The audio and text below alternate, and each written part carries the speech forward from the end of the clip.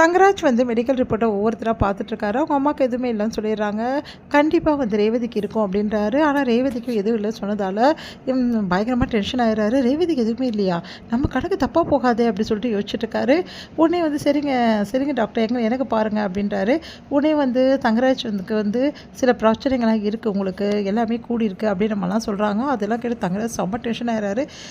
எனக்கு எப்படி பியாச்சு அப்படின்னு சொல்லிட்டு ரேவதியை பார்க்குறாரு. நான் தான் எனக்கு எதுவுமே இல்லைன்னு சொன்னேன்ல, நீங்கள் சொன்னதையும் கேட்காம தினமும் குடிக்கிறீங்க, அதான் உங்களுக்கு இப்படி ஆயிடுச்சுன்னு சொல்லிட்டு ரேவதியும் கேட்டுடுறாங்க. உடனே தங்கராஜ் செம்ம கோவம் வருது அவருக்கு. உடனே அவங்க அம்மாவும் அவளை ஏன் நான் முறைக்கிறேன், அவள் சொல்கிறது உண்மை தானே, எங்கள் பேச்சு தான் கேட்காம தினமும் குடிக்கிறல, உனக்கு என்ன ஆக போகுதுன்னே தெரியலடா, ஏன்டா இப்படிலாம் பண்ணுற அப்படி சொல்லிட்டு டென்ஷன் ஆகிடுறாங்க. இதனால் தங்கராஜ் இன்னும் டென்ஷன் ஆகிடுறாரு. அதே என்ன பண்ணுறாங்க, இன்டர்வியூ அட்டன் பண்ணுறாங்க. அங்கே வந்து இன்டர்வியூவில் நிறைய கொஸ்டின்ஸ்லாம் மதிக்கிட்ட கேட்குறாங்க. எல்லா கொஸ்டின்ஸ்க்கும் மதி ரொம்ப சூப்பராகவே ஆன்சர் பண்ணுறாங்க. அடுத்து வந்து ஏன் முன்னாடி இருக்க இடத்துல உங்களுக்கு வந்து வேலை இல்லை அப்படின்ற மாதிரி வேலையை வந்து போயிட்டீங்க, விட்டுட்டு வந்துட்டீங்க அப்படின்னு சொல்லிட்டு கேட்டோன்னே மதி வந்து இந்த மாதிரி எனக்கு வந்து கான்ட்ராக்ட் முடிஞ்சிடுச்சுங்க அப்படின்னு சொல்லிட்டு விஷயத்த சொல்கிறாங்க. அடுத்து வந்து மதியோட டேலண்ட் எல்லாமே பார்த்துட்டு சரிங்க நாங்கள் உங்களுக்கு மெயில் பண்ணுறோம் அப்படின்னு சொல்லிட்டு சொல்கிறாங்க. சரின்னு சொல்லிட்டு மதியம் கிளம்பி வெளியே வராங்க. இங்கே வந்து மதி வெளியே வந்தோடனே மலருக்கு வந்து கால் பண்ணுறாங்க. மதிக்கு என்னாச்சு மதி இன்டர்வியூ அப்படின்னு சொல்லிட்டு கேட்குறாங்க. வேறு என்ன, கால் பண்ணுறேன்னு சொல்லியிருக்காங்க, மெயில் பண்ணுறாங்களாம் அப்படின்னோடனே, ஓ அப்படியா, இப்போவே ரிசல்ட் சொல்ல மாட்டாங்களா மதி அப்படின்னோடனே, எப்படி சொல்லுவாங்க, உடனே வந்து எடுக்க மாட்டாங்கங்க, கொஞ்சம் நாள் ஆகும், எல்லாமே வந்து ப்ராசஸிங் தான், அதுக்கப்புறமா நம்மளுக்கு வந்து மெயில் பண்ணாங்கன்னா நம்ம வர வேண்டியது இருக்கும், இல்லை வேறு ஏதாவது ஃபார்மாலிட்டிஸ்னால் சொல்லுவாங்க.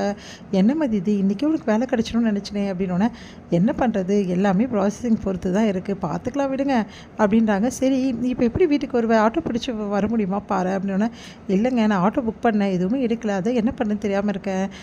சரி மதி நீ கண்டிப்பாக வந்து ஏதாவது இது பிடிச்சி வந்துரு, கவலைப்படாத, மறுபடியும் புக் பண்ண, அப்படி இல்லைன்னா நான் வந்து அவர்கிட்ட சொல்லி பார்க்கட்டுமான்னொன்னே, அதெல்லாம் வேணாம், நீங்கள் எதுக்கு எல்லோரையும் டிஸ்டர்ப் பண்ணுறீங்க, நான் பார்த்துக்கிறேன், நான் எப்படியும் வந்துடுவேன், நீங்கள் கவலைப்படாதீங்க அப்படின்னோடனே சரின்றாங்க மலரும்.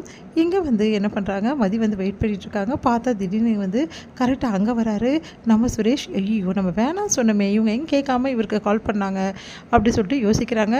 உடனே சுரேஷ் வந்து என்னாச்சு இன்டர்வியூ முடிஞ்சிடுச்சா அப்படின்னோடனே, என்னாச்சு ரிசல்ட்டு அப்படின்னோடனே, இல்லை மெயில் பண்ணுறேன்னு சொல்லியிருக்காங்க, இன்டர்வியூ நான் நல்லா தான் அட்டன் பண்ணேன் அப்படின்னோடனே, சரி போகலாமா அப்படின்னாங்க. போகலாமாவ நீங்கள் எங்கே திடீர்னு, உங்களுக்கு உங்கள் அண்ணி ஃபோன் பண்ணாங்களா அப்படின்னோடனே, அதெல்லாம் இல்லையே, அப்போ இவரே வந்திருக்காரா, அப்போ அவங்க ஃபோன் பண்ணி நீங்கள் வரலையா, இல்லையே யார் ஃபோன் பண்ணி நான் வரல, அப்புறம் எப்படி அப்படின்னோடனே, இல்லை எனக்கு தோணுச்சு உனக்கு இன்டர்வியூ முடிஞ்சிருக்கோம், ஏன்னா இந்த டைமில் ஆட்டோலாம் இங்கே கிடைக்காது, எனக்கு நல்லா தெரியும் இந்த ஏரியா பற்றி, நீ கண்டிப்பாக வண்டிக்காக வெயிட் பண்ணுவேன்னு எனக்கு தோணுச்சு, அதனால தான் நான் வந்தேன் அப்படின்னோடனே, எதுக்கு உங்கள் வேலைக்கு இடத்துக்கு நீ வரணும், நான் எப்படியாவது போயிருப்பேன், அது எப்படி போயிருக்க முடியும், அதான் சொல்கிறேன்ல இந்த ஏரியாவில் எதுவும் கிடைக்காதுன்னு சொல்லிட்டு வா போகலாம் அப்படின்னோடனே, ஒரே குழப்பத்தோடையே வந்து வண்டியில் ஏறுறாங்க.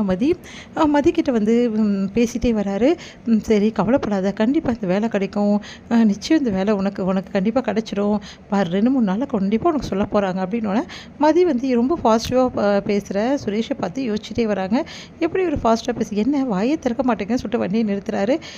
வண்டி எதுக்கு நிறுத்துறீங்க, இல்லை எதுவுமே சாப்பிட்ருக்க மாட்டேன்ல, ஏதோ சாப்பிட்டுட்டு போகலாம் அப்படின்னோடனே, இல்லை எனக்கு எதுவும் வேணாம் அப்படின்றாங்க.